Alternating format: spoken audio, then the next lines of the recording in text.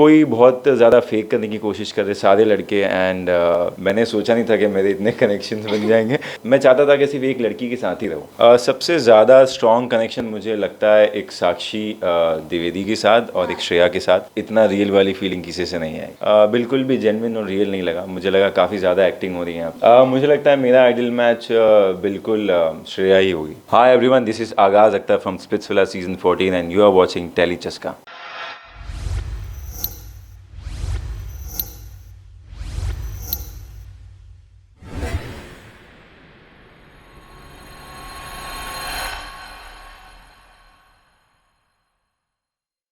So hi guys, welcome to टेलीचस का। आज हमारे साथ है आगाज़।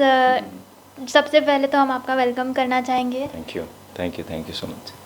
इसी के साथ ये जानना चाहेंगे, शुरुआत से शुरू करते हैं स्प्लिट्सविला की। तो जब ऑफ़र आया था तो क्या कुछ जहन में था कि ये शो करना चाहिए नहीं करना चाहिए? काफ़ी सारे मतलब थॉट्स दिमाग में चलते, तो आपका क्या था? जब ये मुझे अचानक से ये मैसेज आया था रैंडम एक नंबर से, और मुझे बिल्कुल अंदाज़ा नहीं था कि मतलब ये रियल भी है या नहीं। हाँ। मुझे काफ़ी टाइम तक यही लग रहा था कि ये पता नहीं कोई रैंडमली ऐसे कोई मज़े ले रहा है, क्योंकि जब से मैं कॉलेज में था तो तब से एक पर्सनालिटी जो मेरी थी, तो लोग मुझसे, मेरे फ्रेंड्स यही कहते थे कि ये शो तुम्हारे लिए और तुमको इसमें जाना चाहिए। तो मैंने काफ़ी कोशिश की थी, जब मैं मॉडलिंग मैंने शुरू भी नहीं की थी तो, बट कभी हो नहीं पाया क्योंकि पता नहीं था कैसे क्या करना है। एंड जब मैंने इसके पीछे भागना छोड़ दिया तो अचानक से एक दिन सामने से आता है कि आप करना चाहते हो क्या, और किसी को मैंने ये बताया नहीं जब तक कि ये डन नहीं हुआ। मतलब किसी को नहीं पता था, मेरे क्लोज दोस्तों को भी नहीं पता था, फैमिली को तो जब पैकिंग कर रहे थे तब पता चला कि मैं जा रहा हूँ, क्योंकि मुझे खुद को यकीन नहीं था कि मैं जा रहा हूँ। तो बहुत ऑल ओवर सडन एकदम अनएक्सपेक्टेड हुआ है जो भी हुआ है।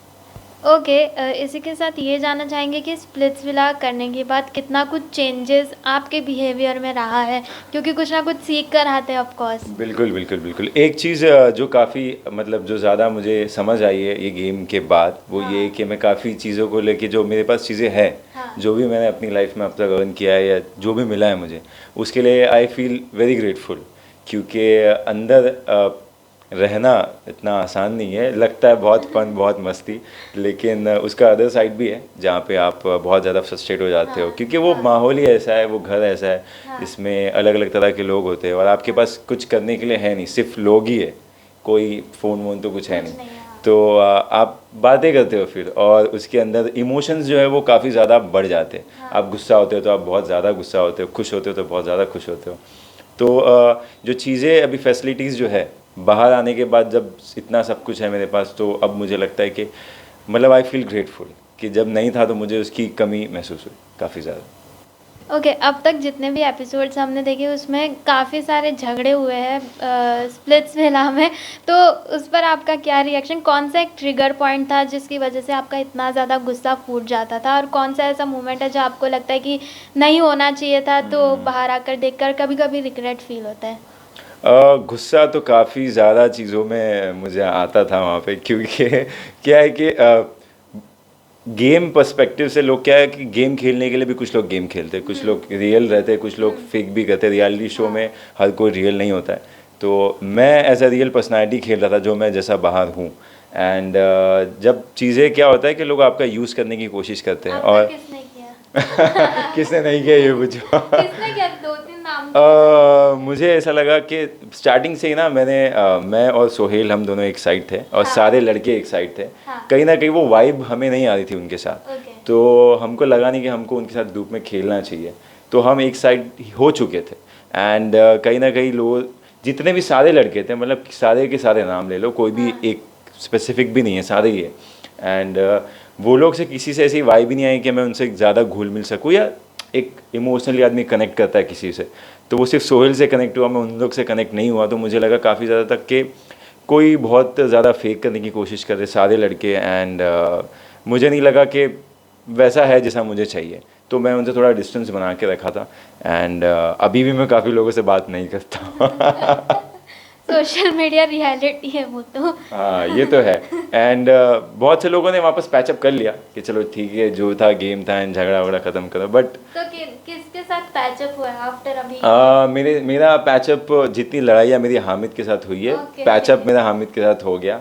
आमिर जो था हाँ. वो स्टार्टिंग से लेके एंडिंग तक कभी भी मुझसे नहीं लड़ा। हाँ. एंड ये चीज़ एक खाली उसकी एक मुझे अच्छी बात लगी कि जो दो लोगों के बीच में झगड़ा होता है तो उनके दोस्त बीच में हमसे हाँ. खराबी नहीं करते। जैसे सोहेल ने खराबी नहीं की तो फिर हाँ. ऐसे ही था। एंड आमिर के साथ स्टार्टिंग से एंडिंग तक अच्छा था, वो कभी मेरे बीच में नहीं बोला। एंड हामिद से मेरी इतनी लड़ाई है कि पूछो मत, मतलब उसकी कोई लिमिट ही नहीं है। एंड जस्टिन से काफ़ी लड़ाई हुई है लेकिन हाँ. अब इतनी मेरी बातचीत उससे नहीं है, बट हामिद से बहुत अच्छी बातचीत है, तो we are very in good terms. अभी हाँ बहुत अच्छे से। ओके इसके अलावा ये जानना चाहेंगे कि वहाँ पर कनेक्शन ढूंढना काफ़ी ज़्यादा मुश्किल हो जाता है, एक के बाद एक स्विच करना पड़ता है अगर आइडियल मैच नहीं रहे। तो आपके लिए कितना मुश्किल था? पहले कोई कनेक्शन बना, फिर कोई बीच में आ गया, किसी के साथ स्विच हो गए, तो क्या कुछ कहना? मेरे लिए बहुत ज़्यादा सरप्राइजिंग था। मैंने सोचा नहीं था कि मेरे इतने कनेक्शंस बन जाएंगे। एंड लिटरली जब मैं यहाँ से गया था तो मैंने यही सोचा था कि मैं एक ही लड़की के साथ जाऊँगा और वही माइंडसेट लेके चल रहा था।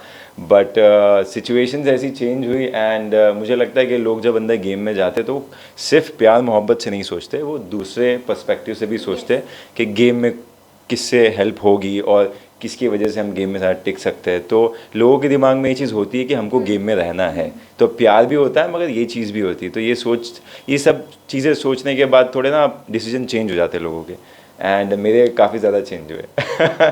तो मैंने तो एक के रहने के साथ, मतलब मैं चाहता था कि सिर्फ एक लड़की के साथ ही रहूँ। हाँ. मगर सिचुएशन बदल गई, कोई पीछे हट गया तो फिर मेरे को आगे बढ़ना पड़ा और मैं कुछ ज़्यादा ही आगे बढ़ गया। बिल्कुल, तो इसी के साथ ये जानना चाहेंगे कि किसके साथ आपका स्ट्रॉन्ग कनेक्शन बना, आपको ऐसा लगा इतने सारे कनेक्शंस जो भी आपने स्प्लिट्स विला में बनाए उनमें से? सबसे ज़्यादा स्ट्रॉन्ग कनेक्शन मुझे लगता है एक साक्षी द्विवेदी के साथ और एक श्रेया के साथ। ये लोगों दोनों से मैं काफ़ी पर्सनल लेवल पे कनेक्ट कर पाया। एंड जब मैं पहली बार जब गया था गर्ल्स के विला में, तो आइल ऑफ वीनस में मैं गया तो साक्षी मेरे पास आई थी पूछने के लिए कि हम खेल सकते हैं क्या। तो मैंने उनको बोला नहीं, आई एम सॉर्टेड, मैं एक लड़की के साथ ही खेलने वाला हूँ आराधना के साथ, और मैं चेंज नहीं करूँगा। तो I was very clear. But उनकी वाइब मुझे बहुत अच्छी लगी, मुझे लगा वो बहुत फन लविंग है और बहुत दोस्त बहुत अच्छी बनेगी। एंड बिल्कुल सही, जैसे ही मैं बाहर आया लगता है मेरी सबसे अच्छी दोस्त वही है। एंड श्रेया से भी मेरी काफ़ी ज़्यादा अच्छी। तो ये दो लोग हैं जो एक्चुअली मुझे लगता है मैंने कमाए हैं गर्ल्स में।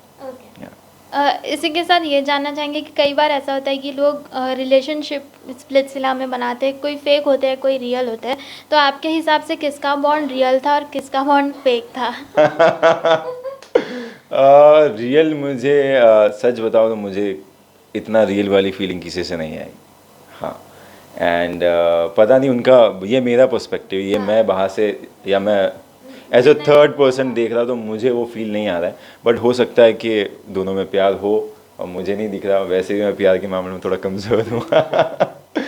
तो मुझे नहीं लगा कोई रियल यहाँ पे ज़्यादा। एंड पर्सनल लेवल पे कुछ कपल्स थे जो कहते हैं कि हमारा कनेक्शन सही है, एंड वो बताते भी है कि वो प्यार में है या फिर पसंद करने लगे एक दूसरे को, बट मुझे ऐसी जनरली फीलिंग नहीं आती किसी से।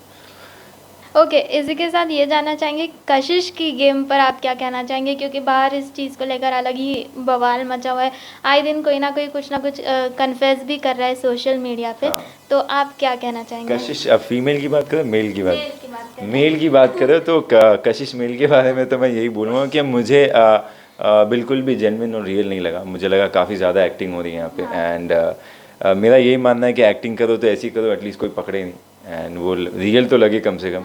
और जब आप दोनों साइड देखते हो कॉइन्स के तो आपको पता होता है कि क्या रियल है और क्या रियल नहीं है। तो हम गेम में रह के, गेम के अंदर से कैमरा के पीछे भी देख चुके, रियल लाइफ में साथ में रहे। तो जब अब मैं टीवी पे वो चीज़ देखता हूँ या उस टाइम पे जब मैं कैमरे पे देखता था किसी को एक्ट करते हुए, तो मुझे लगता क्यों, अच्छे से तो कर ले भाई। मेरा यही होता था सिंपल, और इसीलिए मैं कुछ लोगों से चिढ़ता था, क्योंकि मेरा ऐसा था कि रियलिटी शो है तो थोड़ा सा रियल रहो, इतना भी ज़्यादा एक्ट करने की कोशिश मत करो। क्योंकि ये जो ऑडियंस है ये बहुत टाइम से ये शो फॉलो करता है, ये इतने सालों से देखते हैं। इनफैक्ट मैं भी कॉलेज टाइम से देखते आ रहा हूँ, तो लोग समझते हैं काफ़ी ज़्यादा अच्छे से।